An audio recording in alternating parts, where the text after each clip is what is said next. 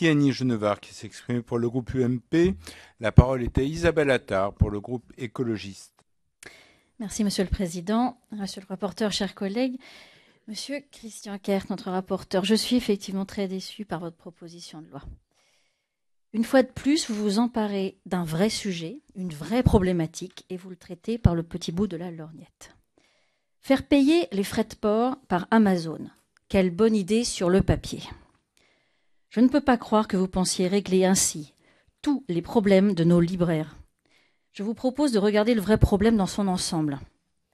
Vous êtes, comme le veut la doctrine de votre parti, un défenseur du capitalisme, c'est-à-dire du dogme de la concurrence libre et non faussée, de la recherche du profit, de la main invisible du marché, de la loi de l'offre et de la demande, etc. Attendez, j'arrive. Pour ce faire, vous avez durant des années voté des lois pour libéraliser le commerce, déréguler les transactions, supprimer les frontières douanières et faciliter à outrance les transferts de capitaux.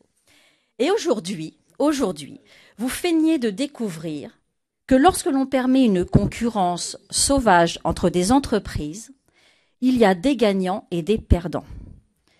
Par quel tour de magie pouvez-vous défendre la concurrence, la raison du plus fort, pour ensuite verser des larmes de crocodile sur le pauvre perdant? Vous aurez compris que le gagnant est aujourd'hui Amazon et le perdant des libraires. Mais croyez-vous vraiment que si Amazon engrange autant de bénéfices, c'est grâce à la livraison gratuite des livres? Si j'étais en position de devoir rétablir l'équilibre, j'irais plutôt chercher du côté, comme l'a dit ma collègue, des 200 millions d'euros que notre administration fiscale réclamait à Amazon l'année dernière. 200 millions, le chiffre est tellement énorme qu'il dépasse notre entendement. Je m'intéresserai aussi aux impôts plus récents. Une estimation pour l'année 2011 indique un manque à gagner de 7,6 millions d'euros sur l'imposition d'Amazon, et ce, en toute légalité. Alors que son chiffre d'affaires est estimé autour de 1,63 milliard d'euros en France, Amazon ne déclare que 110 millions. Si Amazon payait correctement ses impôts en France, sans passer par le Luxembourg, elle aurait plus de mal à offrir les frais de port. Je pense que là, vous serez d'accord avec moi. Jetons un œil à d'autres formes d'imposition des entreprises.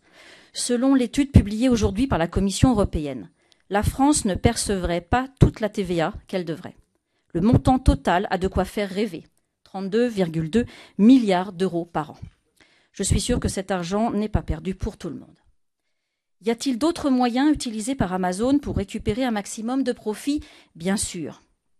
Dans son livre En Amazonie, infiltré dans le meilleur des mondes, le journaliste Jean-Baptiste Mallet raconte le temps qu'il a passé au service d'Amazon comme intérimaire du centre logistique de Montélimar. C'est édifiant. La précarité est la règle. Les salaires sont au minimum légal. Directeur d'Amazon France, Frédéric Duval, se vante de payer 10% au-dessus de ce minimum les salariés qui restent plus de 6 mois. Mais vu le nombre d'intérimaires employés, ils ne doivent vraiment pas être nombreux.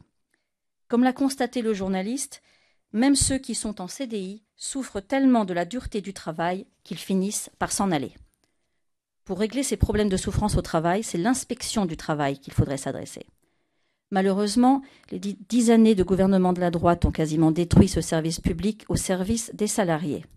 En 2011, chaque agent de contrôle de l'inspection du travail était en charge de 8130 salariés. Je vous laisse juge de la qualité du contrôle ainsi exercé. En conclusion, je tiens à dire que la façon dont Amazon abuse du système légal s'inscrit dans une stratégie très bien rodée. Amazon profite de sa masse pour baisser les prix et éliminer les concurrents. Dans un deuxième temps, les prix sont remontés pour augmenter les profits. Mon exposé est sans doute un petit peu long, mais j'espère que vous aurez compris que votre proposition de loi, composée d'un unique article, ne peut prétendre changer quoi que ce soit à l'état du commerce du livre en France. Vous auriez pu à la place vous pencher sur l'avenir des livres.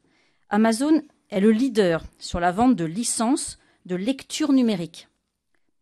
Eux parlent de vente de livres, mais c'est une escroquerie sémantique.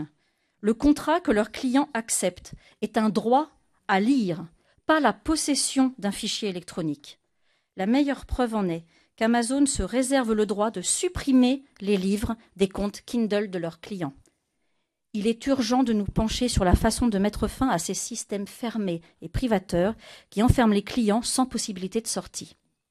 Je vous fais donc la proposition suivante, qui réglerait d'ailleurs un conflit entre le gouvernement français et l'Europe. La vente de livres sous format de fichier en format ouvert devrait bénéficier d'une TVA réduite, puisqu'il s'agit bien d'une vente. Et les systèmes fermés, comme ceux d'Amazon ou Apple, qui sont une prestation de service numérique, conserveraient leur TVA au taux normal. Enfin, je pense que vous êtes passé à côté de la nécessaire adaptation des librairies aux évolutions liées à Internet. Il est nécessaire d'accompagner les libraires vers un rôle de proximité avec la population, qui passe par le conseil, la mise en relation, ainsi que l'accompagnement des publics à la lecture. Je vous remercie. Merci.